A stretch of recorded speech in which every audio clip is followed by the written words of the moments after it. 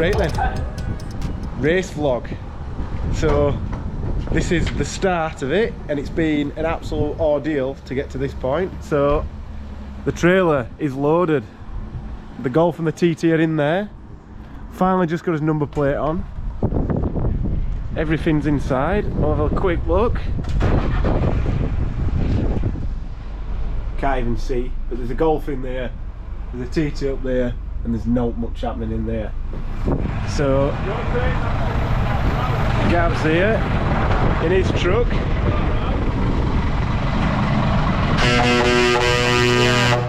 Yes. So Gav's here, Logalistics, as you can see. I'm going to take us there. So wish us luck.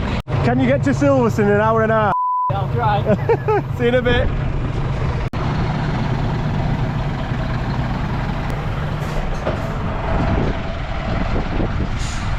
Gav were hoping to knock gate out of the way there.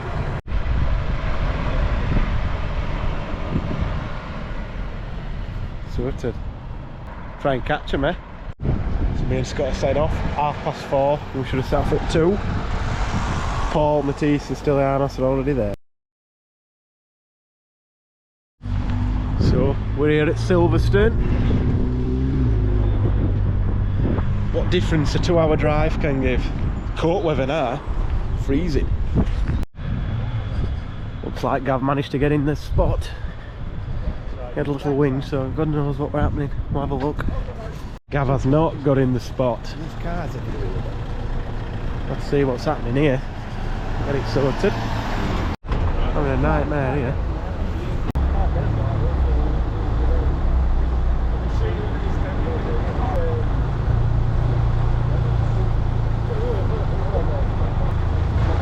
Just when it goes bang and it's all on the floor, that's when it is.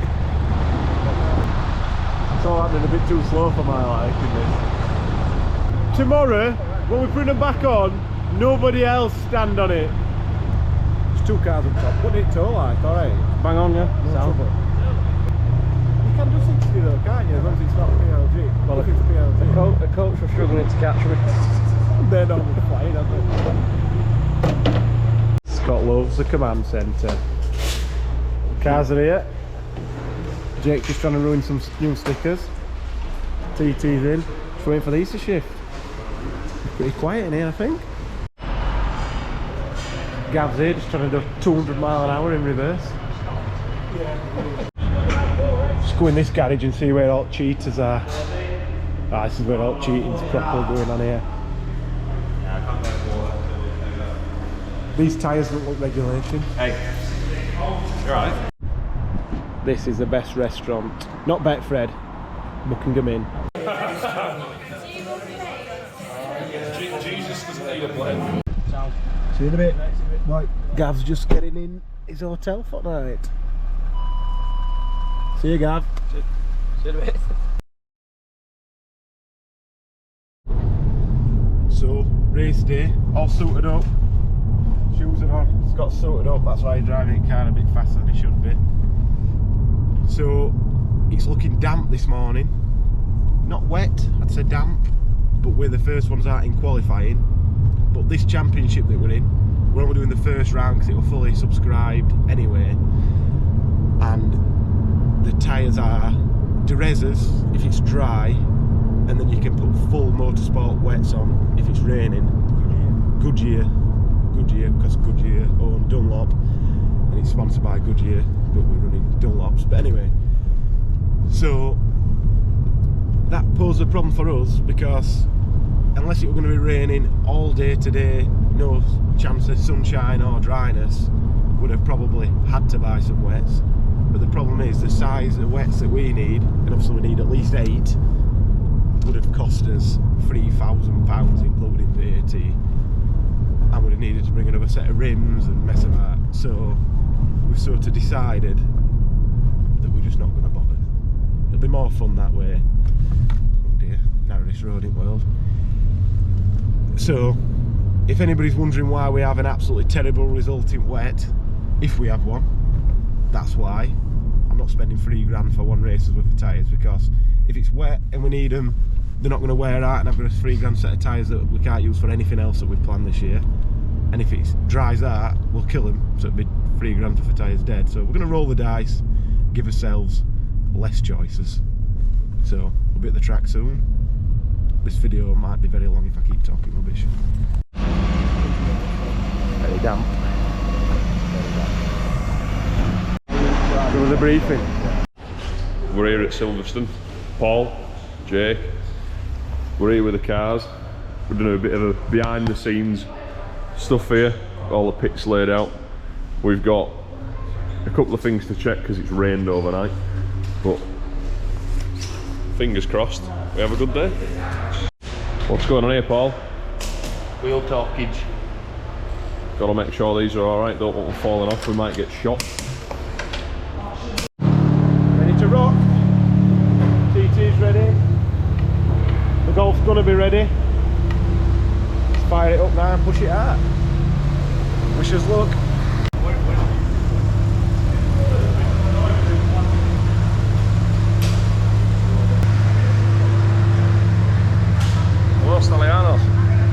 Right, there's a bit of puddliness on the outside of Woodcote, but I'm sure that will be dissipated briskly. So, Britcar Trophy with the class structure to allow in as many different sort of touring cars and sports cars, GT style cars as possible.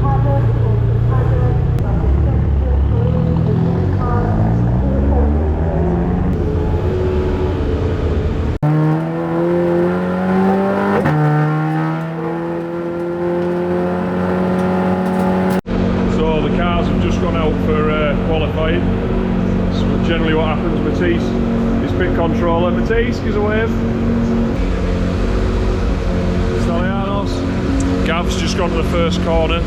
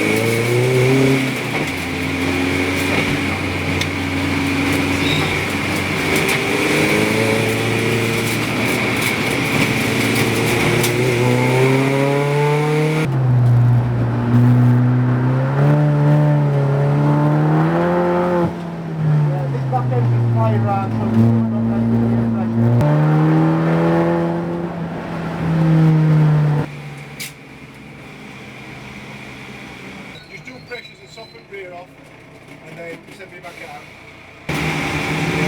What, 2 minutes will be right?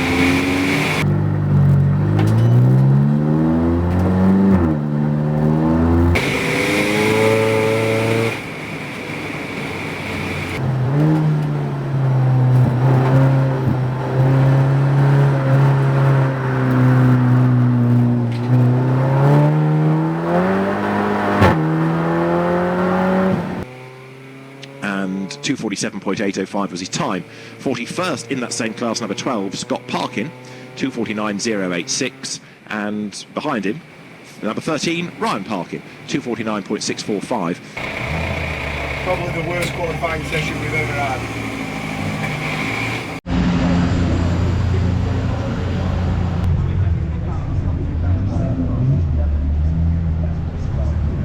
Try killing the car.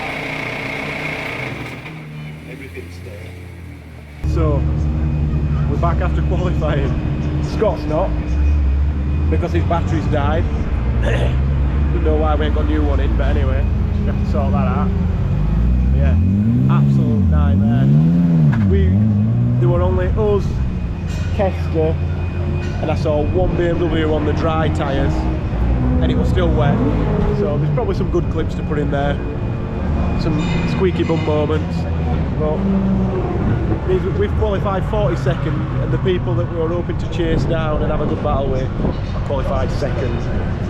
So, big crap really, but we'll have a play anyway.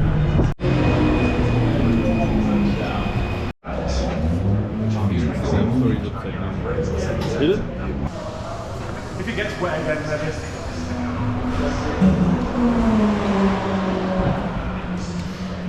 So, we're ready to go, race 1. 42nd place start. So the cars are ready. We're just waiting to go out. Scott's over there. Ryan's in there. Stylianos is eating Haribos. Gav's come as a B-Tech racer. I'm back up. We're off. Wish us luck.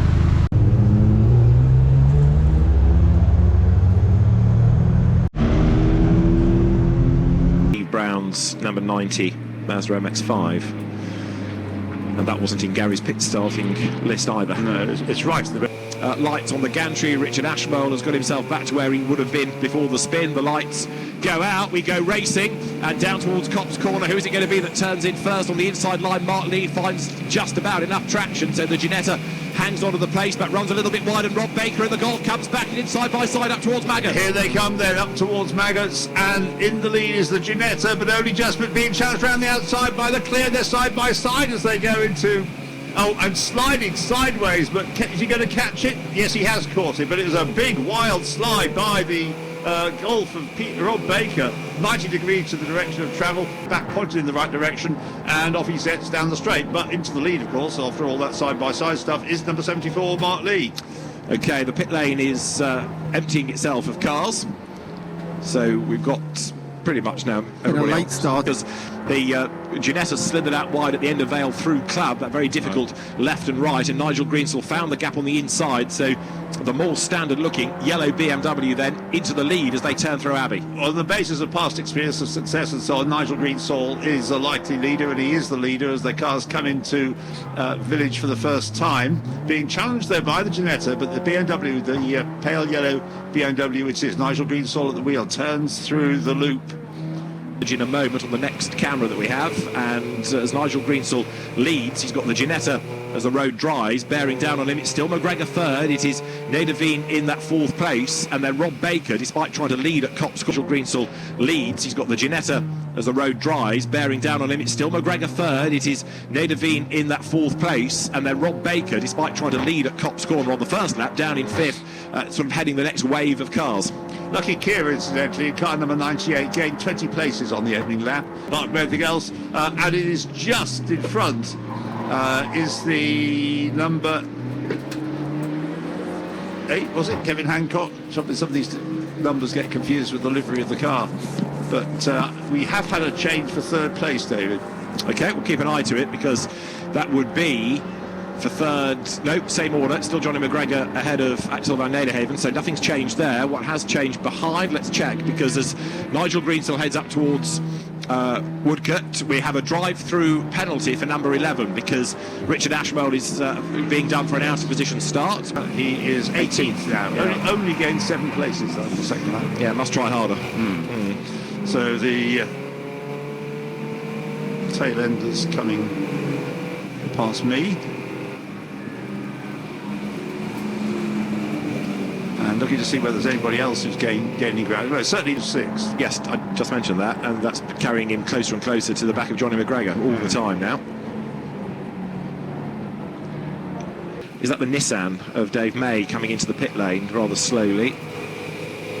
Yes, it crept past here. Yeah. It's only just now coming into the pit lane. It's taken a... It is. DZ, and then a possible move behind there as well, because Neil Wallace was having a look at Brian Branson, but to no avail. Third place, Johnny McGregor, as David says, Axel van Nederveen 4th, and the battle between Baker and Rob Smith, who's in number 20, isn't it, continues.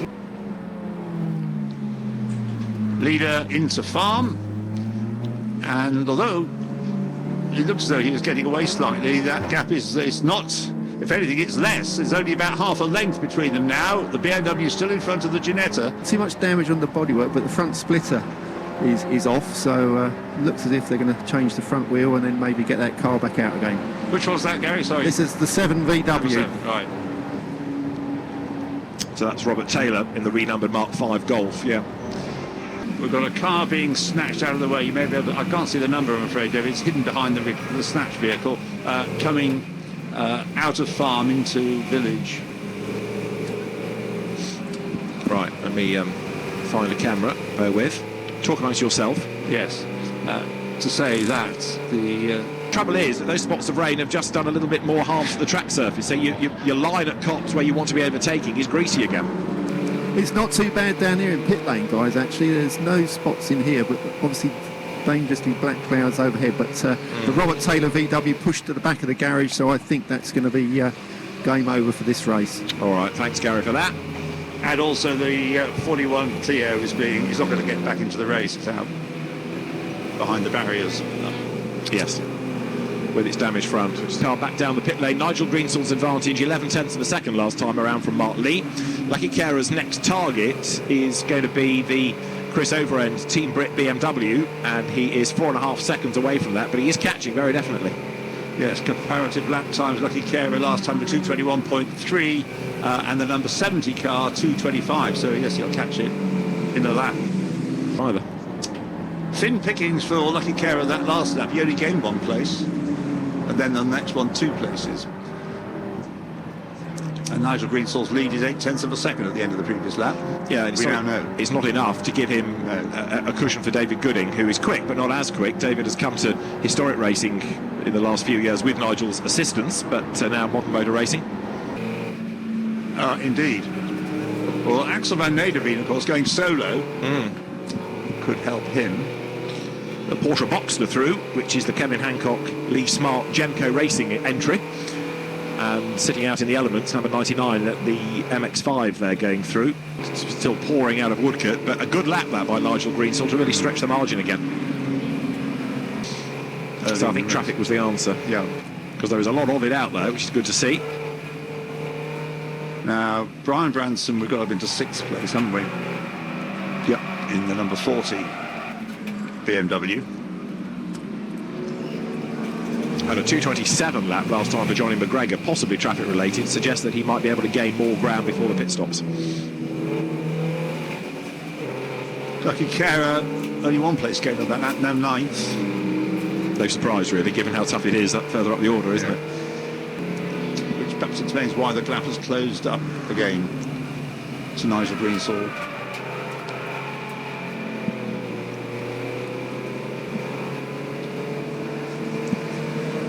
Braking position to be overtaken. There's Axel van Nederveen. A car that's gained huge amounts of places from the 21st row of the grid is in 13th place. The number 13 Ryan Parkin Audi TT. That's probably overtaken as many cars as Lucky Carer nearly. 6th for Mark.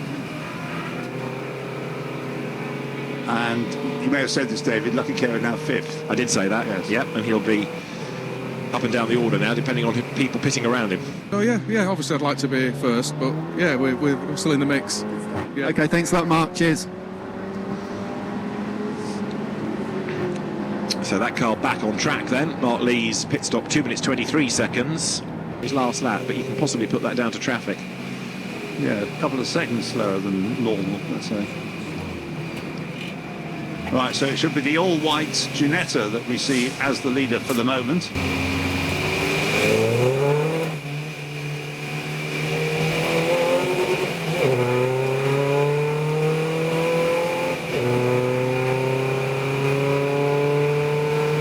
Just such a brilliant team.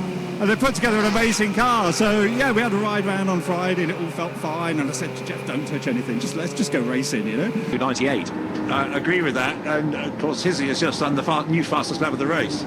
Kerr car could well win. Yes, it's certainly possible.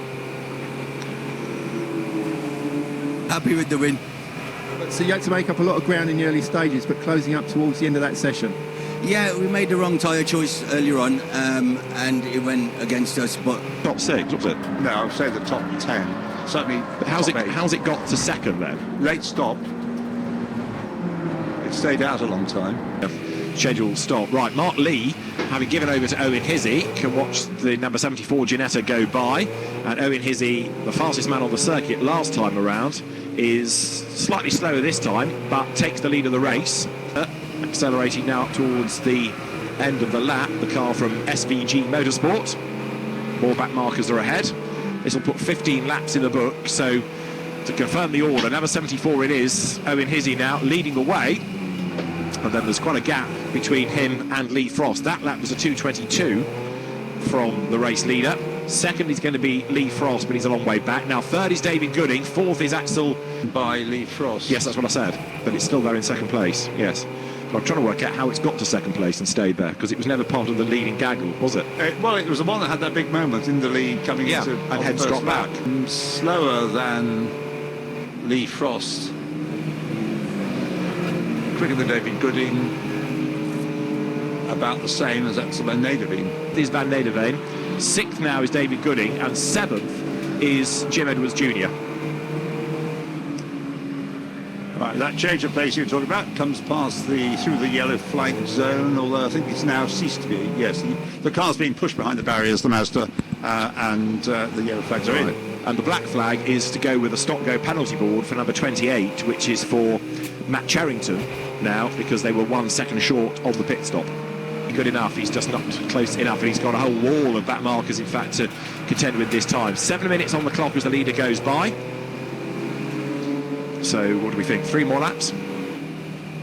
At least, I would say. Yes, probably 3. 3 is... Sid. Yeah. So I suspect they are, because they were running in the next 2 places, weren't they? Which have come up on the screen. That's what I told you about. Number 28, not 128. So either my eyes have gone or... No, it said 28, David. Right, OK. Well, 128 has served it, possibly in error. And we've got 3 minutes on the clock. Well, if you have a large entry, you're going to have a lot of incidents going on, I suppose. Quite right. But, oh, what's that? That's Nigel Greenstall being told the bad news, I think. He has...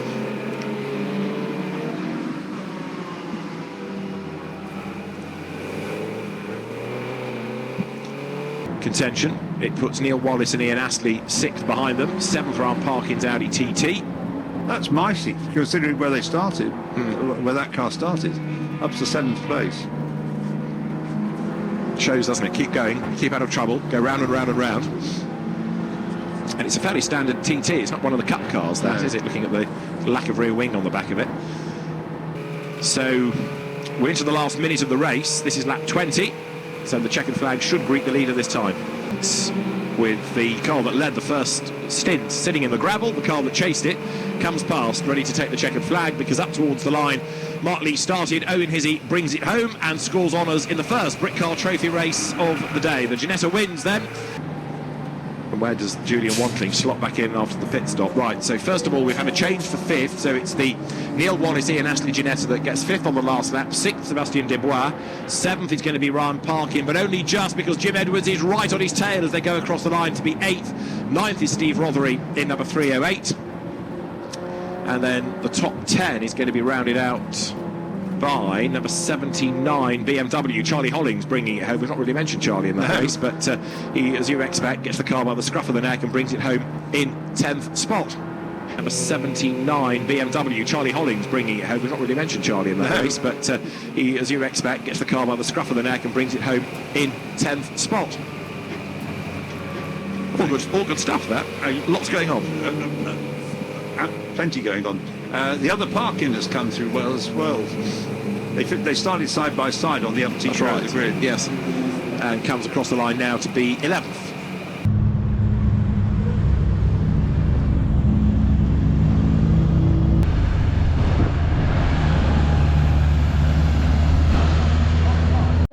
So we've come in off the race. I'm stood here with Dave 1 and Dave 2. Where did we finish? P1 and P2. P1, P2. Oh yeah. Well done, well done, Dave. What do you reckon, Paul? What? P1 and 2. P1 and 2. Paul's happy. Dave's happy. B-Tech Racer Gav is very so happy. Check how much fuel comes out of this, but it says 0.7 litres left. Yeah. I had to like change into 6th gear for the last 2 laps. Straight away, just go bang, bang, bang, and then just weave so it didn't stumble. And then at last lap, I went with full throttle. Absolutely terrible. You heard it here first, not even full throttle and P1. P1. Can't believe it. It didn't take us competitors to set on fire and stuff. Yeah, very happy. So this is how much fuel's left in my car.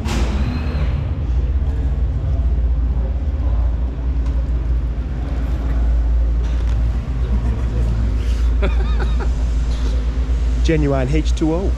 So this is Gav just trying to see how fast he can fill the TT up. Head Dave is timing him. Just in case we have to do a splash and dash pit stop. The last bit was a bit slow. Because the TT is very thirsty. Do you reckon, Gav? You'd be working for McLaren next year. I can get 3 full jumps because last bit gets right slow. Done. Right. So this is your interview for Haas F1. What's going on here, Paul? Minor adjustments, just making sure the alignment on the Golf's alright. End of race 1, what do you reckon, Scott? I think the TT is way faster than Golf, so don't claim any victory. I'm not a better driver. Victory. What we hoped we could do was swap cars, but we've asked we can't swap cars, so we can't actually see if Scott is as quick as he thinks he is, but he's definitely caused some damage to the car. Not a lot, but anyway. Done some grass cutting. A bit of grass cutting, it's got a bit dirty. Needs a bit of cleaning. I had no contact. Many track excursions though, when tyres go up to like 40 psi. As you could see from the video a second ago, not a lot of fuel in the car, but the car were really good. Tyres have lasted pretty well. I've really hurt my back as well. Yeah, really happy. The problem with the fueling, I had to manage it for ages, so we've just been doing a bit of testing now, so that's the fuel that we need. Gav's over there somewhere in the old race suit. You have to try and stick 20 litres in this in the pit stop, which is not ideal because it takes over a minute, maybe about 1:10 to get 20 litres of fuel in this, and the pit stop's 2 minutes from start to finish, so we're probably going to have to do a long pit stop, and I've got to get out of the car, so definitely going to be maybe 20 seconds too long pit stop, so we'll see. Starting first in class, Scott's starting second in class, and then Kester in our garage, he's starting third in class, so this is the garage full of penalties, basically, for going too quick. So, see how we get on for the next race. One of the reasons we did pretty good, because the guys who were going to be racing did pretty bad, so I'll have a look. Over at Marshall Place and jumped out and got an extinguisher instead of setting it on. Has the downpipe snapped then, or? No, the V-bank clamp has. The V-bank clamp had snapped? Yeah. Never. Was that a new one as well? A while ago. Yeah. Yeah, an extra nut. It's made a right mess, hasn't it? So, yeah. Down there and around there. Yeah, we've not got that, obviously. Yeah. You want it, Gav? No, yeah, sweet. Because the field comes now pouring its way out of Woodcote. And the lights change and a very, very keen start by Jasper Sapra, who goes storming down towards Copse Corners, straight between the two front row drivers, then puts himself on the outside line and loses out. So it's going to be Owen Hizzy in the lead, I reckon, with Jasper Sapra in second place. By Jasper Sapra after that storming start, and in third place is Ian Astley's Ginetta. That's come up from the, that was on the third, wasn't it? So Ian Astley, number 24, in his Ginetta in third place. Now this time there's no spectacular sideways stuff by any of the leaders going through, nor anybody else for that matter going through the Beckett's S's onto Hanger Straight. Probably the leader already approaching Stowe Corner. And as they turn their way then towards Stowe, the Owen Hizzy driven Ginetta leads from, in second place, Jasper Sapra. Then third, you say, Ian Astley going nicely. The rest of the field filing through, one being terribly courageous on the outside line, three wide round Stowe in the mid-pack, but they've just all about survived it, in fact. One or two lean all their way through. David Gooding making progress then. He's got past a good dozen or so already. And the fight's going to be on for third place. You've got the Ginettas lining up side by side, in fact, there, as trying to work up the order. With Jasper Sapra doing his best to stay in touch, but not really succeeding. You talked about side-by-side Ginettas. They are side-by-side for third place, 24 and 128, with Ian Astley just ahead of Jim Edwards. So all the cars are out on track at the minute. There's Gav prepping himself for a really fast pit stop. So Matisse is his race controller. He's on the radio to him at the minute. He's got all the command centre up and running. Head Dave is rating Walker's cheese. I mean, Chris, what do you rate them out of 10? 7. Come back to us next race for the next Chris Racing.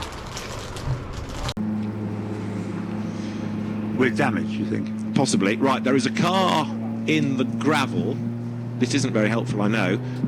It is a Golf, and it's number 51 that's needing to be extricated. Under a safety car here. Little wave there from Ryan. Little wave there from Scott. Pit wall. Believe it was one of the Pradas. Lost a bit of oil before, hence the spillage. So the cars currently are on lap 3. 42 minutes of the race still to go. GT racer of years ago, they're in third place, Jim Edwards fourth, so the three Ginettas, third, fourth, fifth, Axel Van Nederveen next in the queue. We go racing once more, but Owen Hizzy gets a good restart, accelerates clear of Jasper Sapra as they go across the line now, down towards Copse. The two leaders gap the Ginettas. Julian Thomas lining up to have a go on the inside of Van Nederveen at Copse, but he can't find a way through there. Behind him is Charlie Hollings, and then Ryan Parkin in 8th place in the Audi. Here they come then, and not far ahead of them is a car that's going pretty slowly, at number 68, one of the hot hatches. But in the lead then, it's Owen Hizzy, number 74. No change in the order as yet. Making good here as the sun shines. Second and third, Sapra and Astley. Fourth is Edwards. Fifth is Thomas. Sixth is Van Nederveen. Seventh now, Charlie Hollings. Eighth is Parkin, gap back. Ninth is Dubois. And 10th is Steve Rothery. With the next of the Parkins, number 12, the Volkswagen-powered Parkin, Scott Parkin, next in that queue. Here's Darkside's very own Toto Wolff. Hello, Matisse. Hello, Dave. How are we doing? All right. P1, P2. Not bad. P1, P2. Where are we? P1, P2. P1, P2. See if we can get some footage of the cars coming past.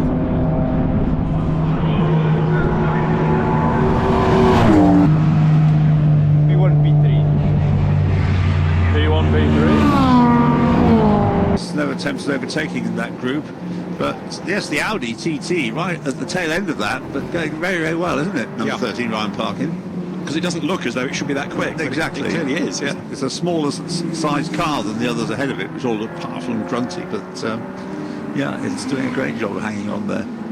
He's trying to attack and defend because he's got, as you say, Jim Edwards right there behind him, and all of this playing into the hands of Owen Hizzy then, who comes out of Woodcote, goes across the line, So 2 minutes and 40 before the pit window opens. It'll be open for the back of the field next time, but not the front. And Jasper Sapra, he might be wilting a bit here, but he's certainly been given a tough time by Ian Astley, who lines up to have a go on the inside into Copse corner and squeezes up the inside line. I think he's done it. Yes, he has their side by side through Copse. On the inside line is the white Ginetta. Ian Astley just ahead. Here they come then, there's the leader into Beckett's and then Jasper Sapra. And then side by side they remain, those two Ginettas, and just squeezing through on the inside, I think is going to be successful, is 128, Jim Edwards. You would have thought he'd been away from racing for a bit, would you? But really getting stuck in there and gaining a place in the process, so he is now up into third place. That second place, very, very dogged, isn't it? It is. Keeping, I mean, Ian Astley is the one that lost out, because Jim Edwards got past him. Yes. I think Julian Thomas has got past all of them, apart from Sapra. Well, that 1-1-1. So Jasper van Nederveen is now up into third place. Fourth is Jim Edwards, and fifth is van Nederveen. And Ian Astley has got going again, but he's lost a big chunk of time. Here's the leader. So this is Owen Hizzy coming out of Woodcote Corner. This will put 7 laps in the book, and he's 20 seconds away from the pit lane being open in the window. But as I say, midfield and back, they can take advantage of it this time if they wish. In second place, which was ever thus, Jasper Sapra, despite what's gone on around him. In third place is 1-1-1 Axel van Nederveen. In fourth place is Jim Edwards. Fifth is Julian Thomas. Sixth is Ryan Parkin, who deserves huge credit for this. In seventh place is Charlie Hollings. Eighth is Francois Dubois. Ninth is Steve Rothery now. Alan Noble, I reckon, number 19 in the purple BMW, going much, much better than in the first race. And Ian Astley, after his spin, has fallen a long way down the order, and I think has gone off again at Brooklands, at Luffield rather, because there's a Ginetta facing the wrong way, and I think Ian Astley has got a touch of the red mist and had another spin.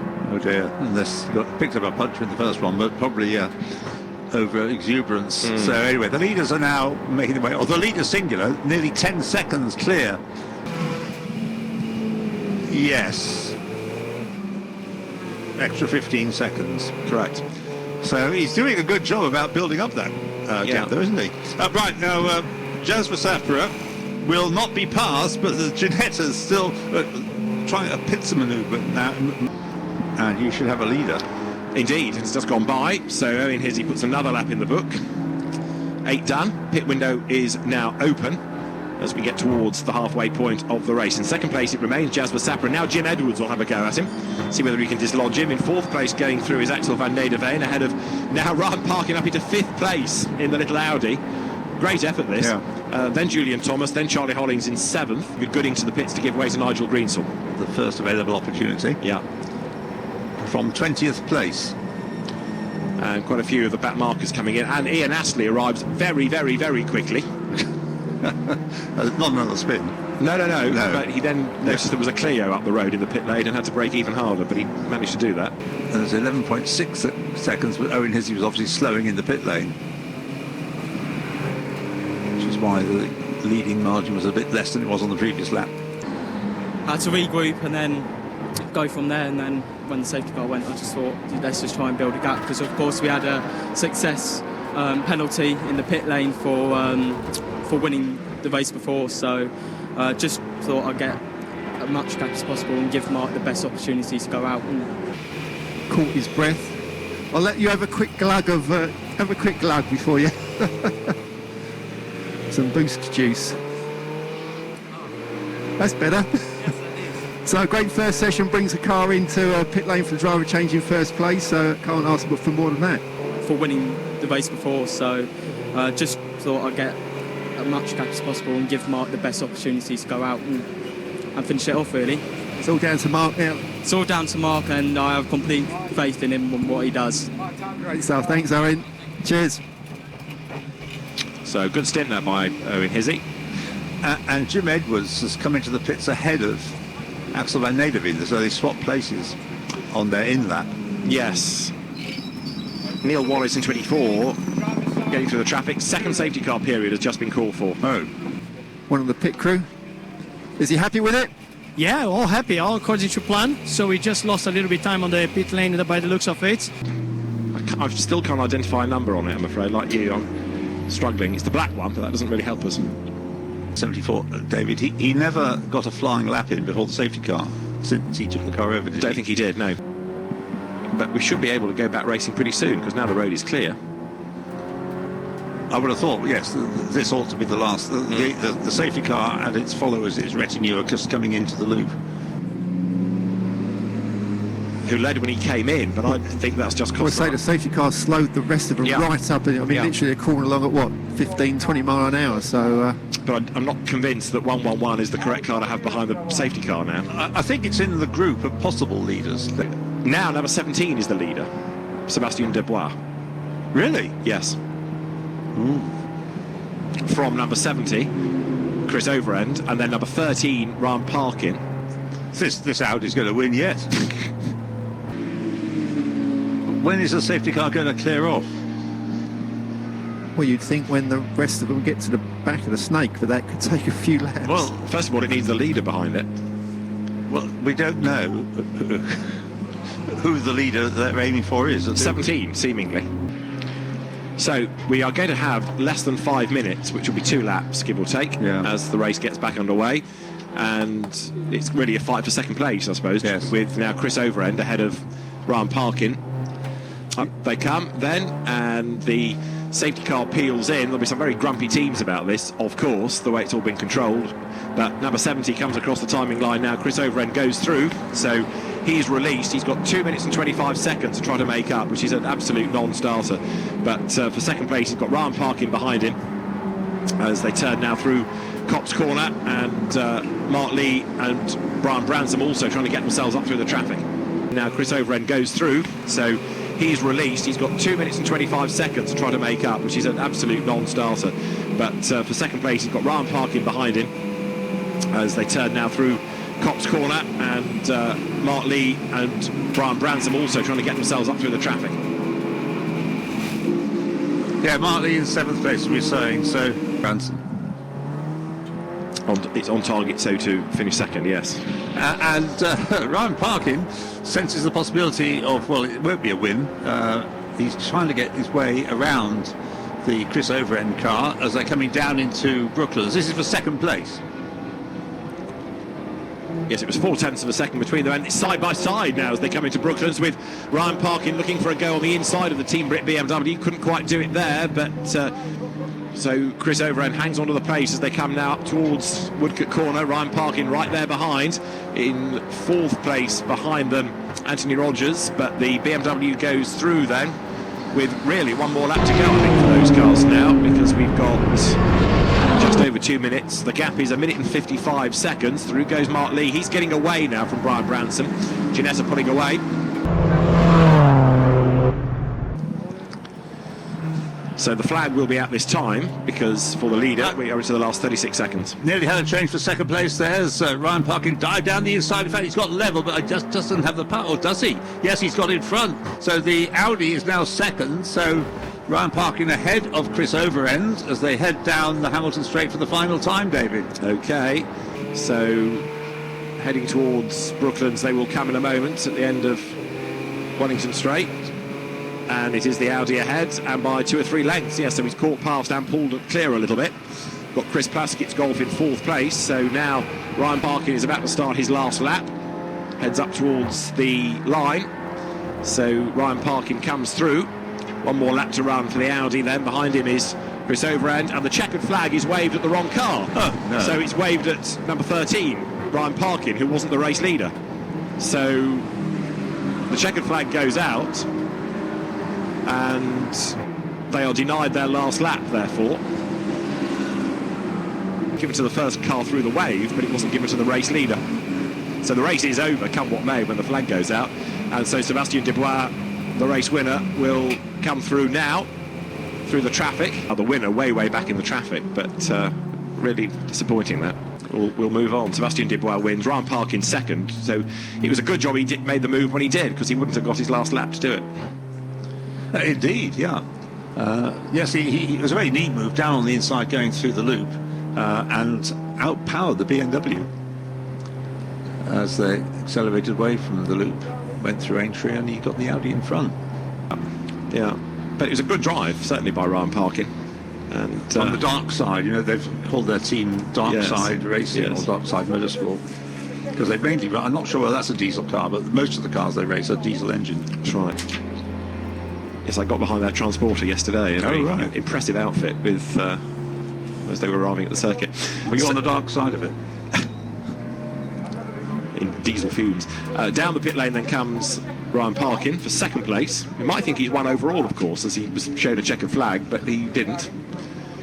So some red faces out of all of that. But second place to Ryan Parkin, then third to Chris Overend and Julian Thomas, and Sebastian Dubois, the race winner.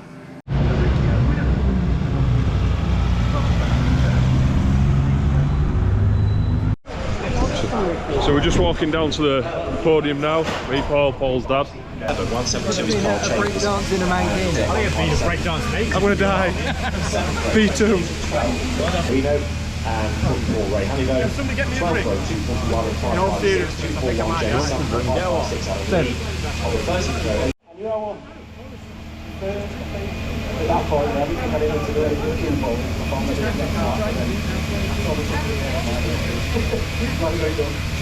Well done. There you go. It hasn't rolled off yet. I could do with some tape really bad. Can't be said with third place. I'm slightly over. And the guy to make that move then. I did. But probably that's in the same class. It's an absolute rocket. Just push it on. Thank you, Paul. Camera card, please. Next outing for you guys is Old Park. So we're going to fill this with Scott's tears. This ride's beating. He will cry, deservedly so. So we've done first in class, second in the overall race, which is good. We do believe that Gav's rapid refuelling helped us there, definitely. Fantastic, sounds positive. Yeah, good to speak to you and all the best. Cheers, yeah, you too mate, have a good one. The rear shots are wrong, the front shots are wrong, the springs were wrong. We set off qualifying with dry tyres, but everybody else had wet tyres. There were only 3 or 4 people that had dry tyres. So we started 41st and 42nd on the road. So I think we've done pretty well to get where we get. And the cars have been absolutely faultless. Any issue we have had, we've expected. So just tell us about the new Audi overall, because it's our first weekend. How's it been going? Yeah, really good. I can't like it too much because it's a petrol. So, but yeah, it's just done exactly what we needed to do. We've tested. This were only a test. We're not doing the rest of the season in this championship. You'll fully subscribe. So we just said, do it as a test, and then we should be ready for the 750. It's just unfortunate, Rob, the area, everyone in his cars had a problem. Most of them not their fault. That meant we couldn't really race them because they'd have been our main competition, and they're going to be our competition all year in everything else. So. Could you hold that a second? Thank you.